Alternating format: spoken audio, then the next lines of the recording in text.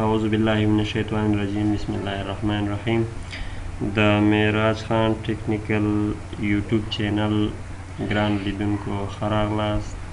موږ نن په دې اړه ویډیو جوړوو چې څنګه کولی شو د کمپیوټر سرعت تیز کړو.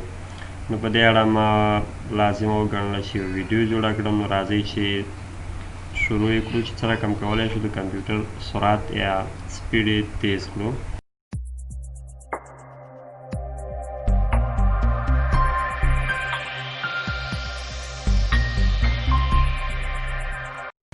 نو راځو لومړی د وینډوز آر شارټکټ نه کار اخلو. په دې سره لومړی موږ لیکو ریسنټ RECENT ریسنټ. تاسو به صحیح سپیل سره ولیکئ. ما ته یو ځل مخکې لیکلی دی، زه به هماغه انټر کړم. ریسنټ هم چې کله ولیکئ نو انټر بټن به ووهئ. دلته چې څه تاسو ته مخې ته راغلل هغه به د کنټرول A په شارټکټ سره سلیکټ کړئ او د ډیلیټ بټن به ووهئ. بیا به دا کټ کړئ. بیا به وینډوز آر شارټکټ ته راشئ، بیا به ټیمپ ولیکئ. او ما مخکې تاسو ته یادونه وکړه چې ما ته دا لیکلي دي، نو تاسې به یې بیا په صحیح سپیل سره لیکئ. نو زه دا انټر وهم. ما دلته څه مخې ته راغلل، زه هماغه کنټرول A سلیکټ کوم او ډیلیټ کوم.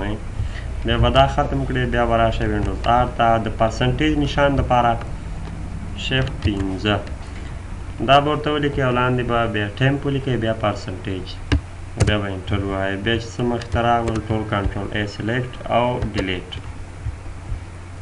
صبر ورته وکړئ چې ټول ډیلیټ شي. کوم شیان چې نه ډیلیټ کېده هغه به سکیپ کړئ، داسې ټول.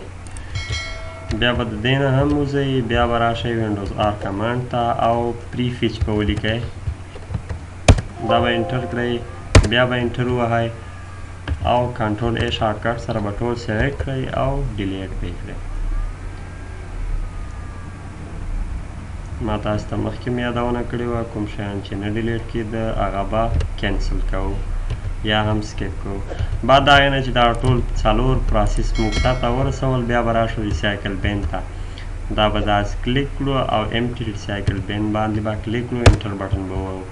بعد د هغې نه کله چې دا ریسایکل بین هم صفا شو، بیا به راشو د Alt+F4 شارټکټ ته چې دې سره د کمپیوټر د شوټ ډاون، هایبرنیټ او ریسټارټ او د ټوله نشانونه راوړي. نو موږ به راشو د ډاون ایرو کې سره به ریسټارټ په نامه آپشن راولو او د انټر بټن به ووهو. کله چې زموږ د کمپیوټر ریسټارټ شو نو زموږ کمپیوټر به په مکمل ډول ریفریش او تازه شوی او یو څه به یې سرعت د مخکیني په پرتله تیز شوی.